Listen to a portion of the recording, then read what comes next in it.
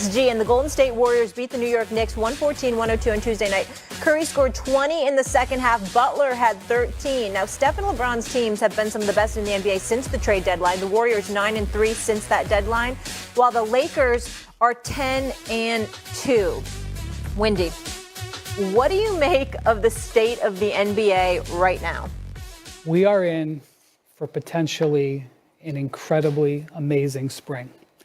Because I can't predict what's going to happen. Would never try. I was at the Lakers. I was at LA last week with Stephen A. Yep. And I was at the Lakers games. I talked to their personnel, and I listened to JJ Redick, and I listened to LeBron's teammates. They believe. LeBron believes. You can see it in his actions. You can see it in his demeanor. Last night, I'm at the Garden, talking to the Warriors people. I'm listening to Steph Curry. I'm listening to Jimmy Butler. I'm listening to Steve Kerr. They believe.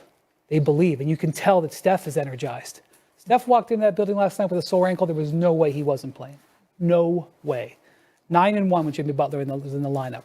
When Steve Kerr is even saying this. Jimmy is changing how we play. Jimmy takes care of the ball, so all of a sudden Steph and Draymond are starting to take care of the ball. Jimmy plays defense, all of a sudden those guys are starting to play better defense. But now, I'm looking at a bracket right now where I see potentially Steph and LeBron on the same side of the bracket. Same side of the bracket, okay? That's number one. Number two, I'm looking at the Lakers. They're that offensive display they put on last night. I just want to say something. Zion Williamson played in this game against the Lakers last night. He had 17 baskets in the paint, okay? And the Lakers couldn't be bothered by it because Luka has awoken. Yeah. He's got 11 threes the last two games. They play without two starters. I'm telling you, Saturday night, appointment television. Oh, I can't wait. Appointment television. Yeah. Right. Lakers at Celtics, ABC. Yeah. Got to be there. Well, first things first, Wendy, welcome to the party. We've been talking about the Lakers the last 2 weeks. We know what we've been seeing. You were the one that was a bit reluctant. We all were a bit reluctant to start off, but over the last 2 weeks, you were the one that decided to come to the party last. I'm there. You I'm wanted to make a grand entrance, so here you are. Okay, you wanted to make a grand entrance, so here you are. Right? The Los Angeles Lakers. You know, if you remember, Molly, when I did my A-list, I had them as a top 3 team in the league. Yeah. Okay, this is over a week ago. We know what we're seeing. And to me, as much as we want to marvel at LeBron, as much as we want to praise Luka over the last 2 games, Eminem, I'm sorry, I'm doing the cold open. I forgot. Oh. You know what I'm saying? I forgot. My bad. My point is that when we're doing that, what did he say about J.J. Redick? Good Lord have mercy. You got to give our former colleague some love. He's a Coach of the Year candidate. I don't think he's ahead of Bernie Bickerstaff, but I think he's right there with Atkinson for the job that he's doing in L.A. right now. They are the #1 defense over the last 7 weeks. Should LeBron get some credit for that? Defense? No, they all do. Should LeBron get some credit for J.J. Redick? Because he got killed for, hey, we have a podcast together, and he just got the job, and it's essentially nepotism and this and that. And he has no coaching experience except his son. Appreciate that. Wait, I didn't finish my thought. Oh, go ahead. And I'm saying, and now we're praising him as potentially he's the coach of the year, and we were like raking LeBron through the coals for that. Are you ready for this? I'd still rake him.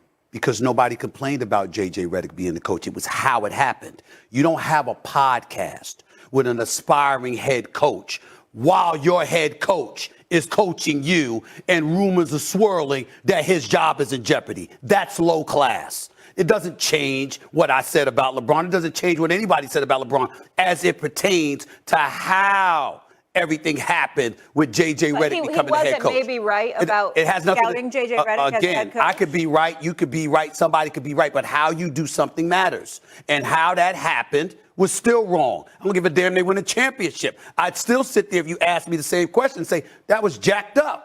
You understand? Darvin Ham took them to the Western Conference Finals. And then the next year they lost in the first round. Both times was to Denver. We had speculated at that time that nobody but Denver could beat the Los Angeles Lakers. But yet this dude is an assistant coach. And he's out of a job as a head coach. And your star player, all right, was having a podcast about basketball with the guy that succeeded him.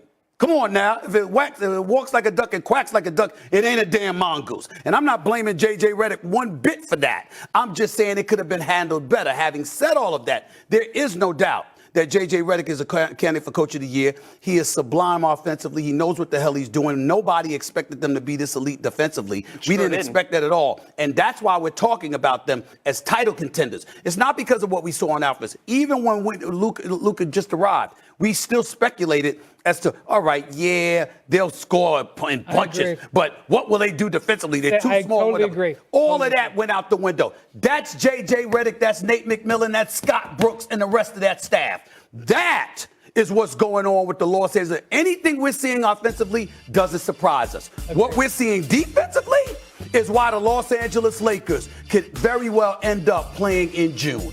That's the reality. J.J. Redick. Mic drop? I mean, yeah. I think I was in LA for Lakers Celtics earlier this year. Obviously, the rematch is going to be very different. Celtics didn't really show up. Lakers rolled in that ball game.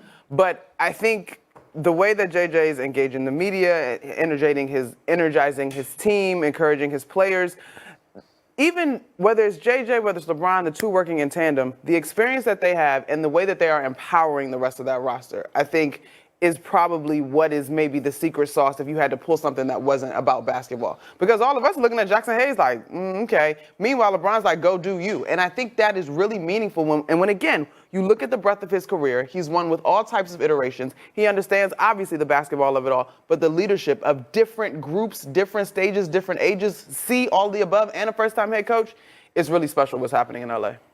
I would just say, so you got LeBron and Steph starting to believe. Yeah. Maybe not even starting, believing. Yeah. Believe it.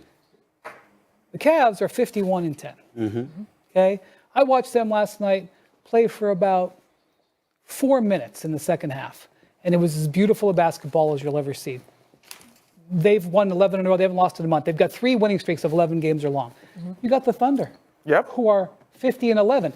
These are 2 of the best teams within seasons. The last time we saw 2 teams dominate like this was when we had that Spurs and those Warriors teams, and then Kawhi sprained his ankle, and we never would have known what happened in that series.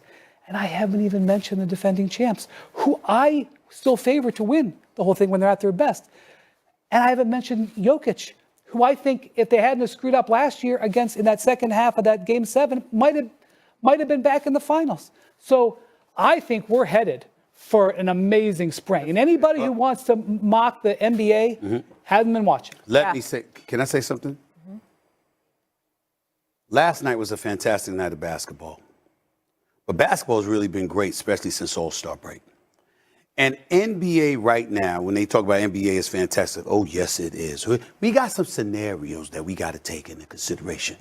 Who do y'all want to make a deep run more, LeBron or Steph Curry? Because it can't be both. Oh, by the way, who do you want in the finals? The world. I know the league and everybody. Boston, L.A., L.A., Boston. No doubt. But what was the best game of the year that you saw? That I saw? OKC at Cleveland. As the best game of the year. Phenomenal. I mean, to imagine them going up in the finals against one another would be phenomenal. Now, everybody would say, oh, is that going to show up in the ratings and all of that? From a basketball standpoint, you want to see an OKC versus Cleveland for a championship. I'm with you. You want to see a LeBron returning to Cleveland. My God. With a championship. Could you imagine LeBron against Cleveland? The LA against Cleveland? And the Cavs like their chances. That's right. They sure would. Boston versus OKC would be a phenomenal final, but less attractive than LA Cleveland. Less attractive than LA Boston. And I'm telling you right now, the least attractive of them all is a 50-50 shot at the finals in Cleveland, OKC. Yeah. This is wonderful. The only thing that's one more thing, just to be thorough. Yeah. Because it ain't getting paid attention to. Milwaukee has won 7 out of 8